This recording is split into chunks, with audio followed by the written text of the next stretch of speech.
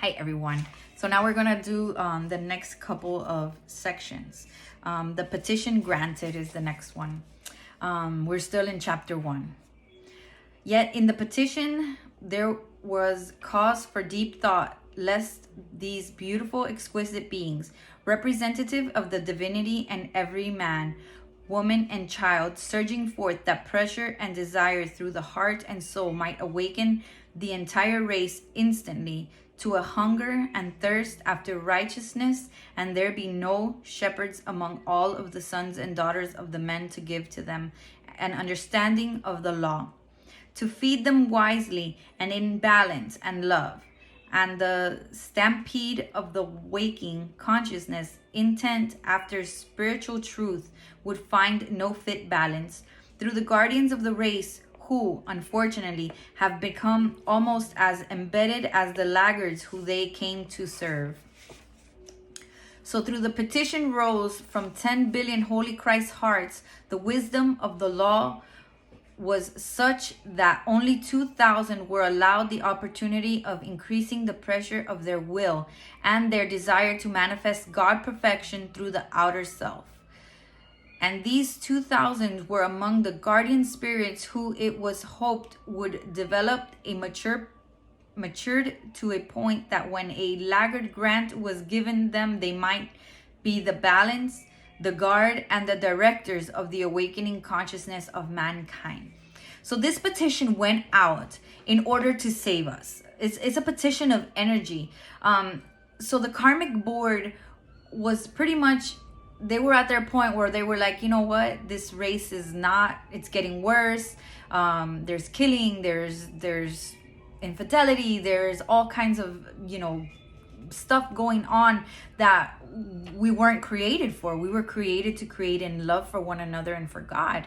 So when all of these negative things started happening, they were like, this is come to an end. So Serapis Bey petitioned the karmic board to share his love with us. So they gave him a certain amount of dispensation, like a certain amount of energy and people to say, okay, go down there and help them, help the laggards, help them evolve and grow.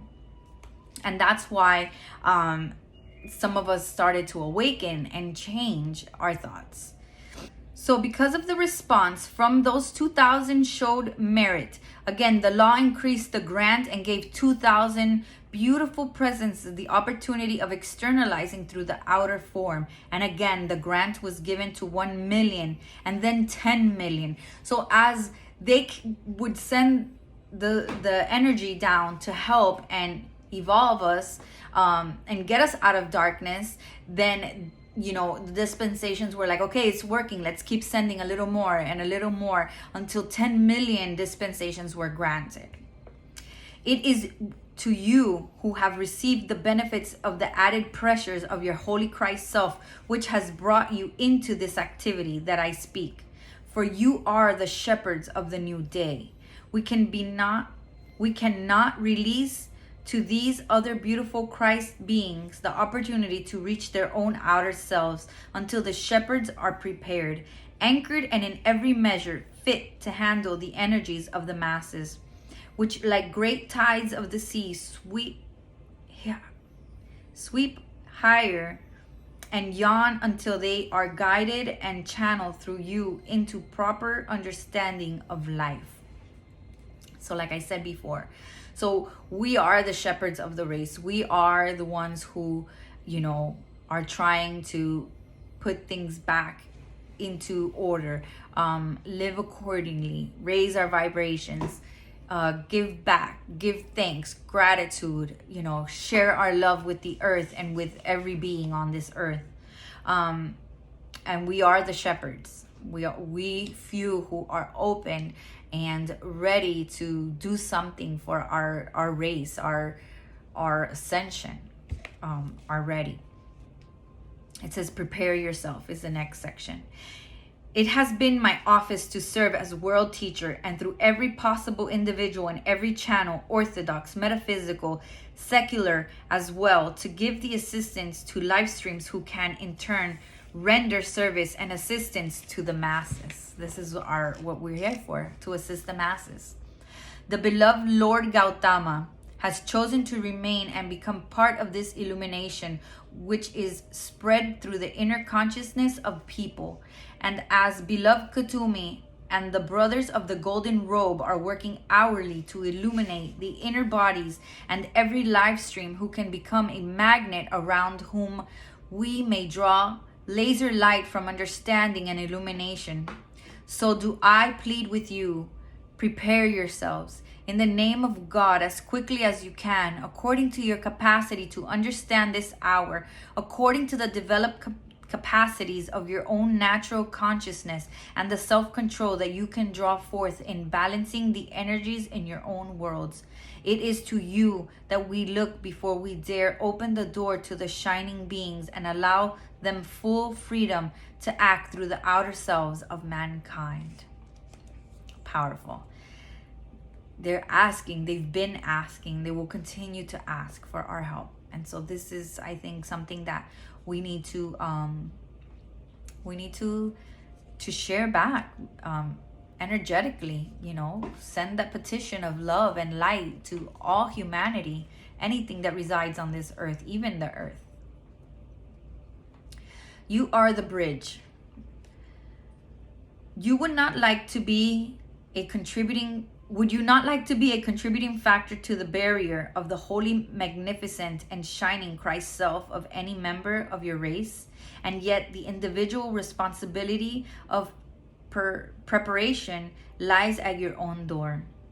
We cannot be constantly reminding you, but if love with the heart, as you say, you love with the lips, the coming of the Christ and the masters of wisdom, you will make of yourself an instrument through which we may reach our hands to the hearts and souls of mankind, groping in darkness, in ignorance and shadow, pain and distress.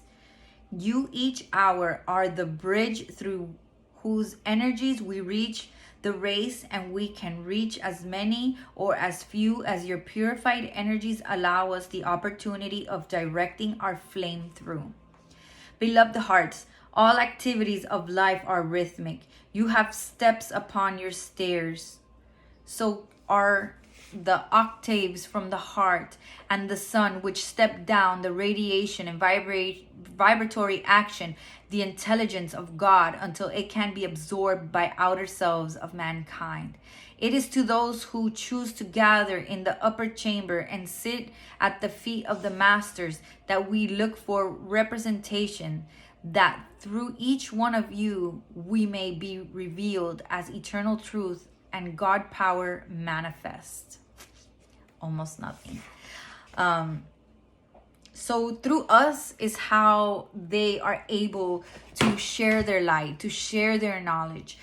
People with gifts, people that have like this extraordinary knowledge, they're reaching out to us. So our job is to be open emotionally, vibrate at a higher energetic level. That means we have to raise our vibration daily, hourly. It's a constant. So the more that we keep our vibration elevated, and we have a higher frequency of receiving from the masters, from the archangels, from God, our connection becomes closer and stronger, as opposed where if we are constantly in a negative state, if we can't accept gratitude or love. So again, let's just continue to be mindful. Let's decree love. Let's raise our awareness and vibration of ourselves, our thoughts. What we think about creates our reality. So if we're constantly thinking about the things that we don't want, that's exactly what we're attracting, negative things. So let's focus on what we do want. Let's focus on elevating the vibration. Let's focus on positivity. Let's focus on being creators of our everyday, of our reality. Let's focus on love first and foremost, sharing, giving, receiving, just an equal balance to life, and again, let's continue to project love and harmony to all life on this earth and everything that is in it. All right, so these last two sections of chapter 1, so we could finish chapter 1. All right, fidelity to harmony and light essential. Trust in your holy Christ self. I speak on behalf of the holy Christ selves of all mankind who I represent at inner levels. I plead with you in the name of love and in the name of this planet whose very salvation depends upon your fidelity to harmony and light. In the name of God, arise and offer yourselves as Jesus did before you in the service of the people. Over many cities there stands exquisite temples of blazing light in which great angelic beings constantly serve, coming from the heart of the sun and carrying the qualities and nature of God in their own blazing light bodies. From these temples of light, great angels weave over the locality a blanket of the substance from the temple which ages ago was visible to the physical sight when the height of the Atlantean culture was expressed on the earth. At the close of the great era, when the physical structures were returned to the universal, the etheric counterparts were sustained and remained as great foci upon which you can draw to amplify your own natural interest in life and draw currents of healing, supply, and protection. And you invoke and avail yourself to these powers. Do so in faith and the full conviction within your feeling world that God is the only power in the universe that can act. Trust in your holy Christ self.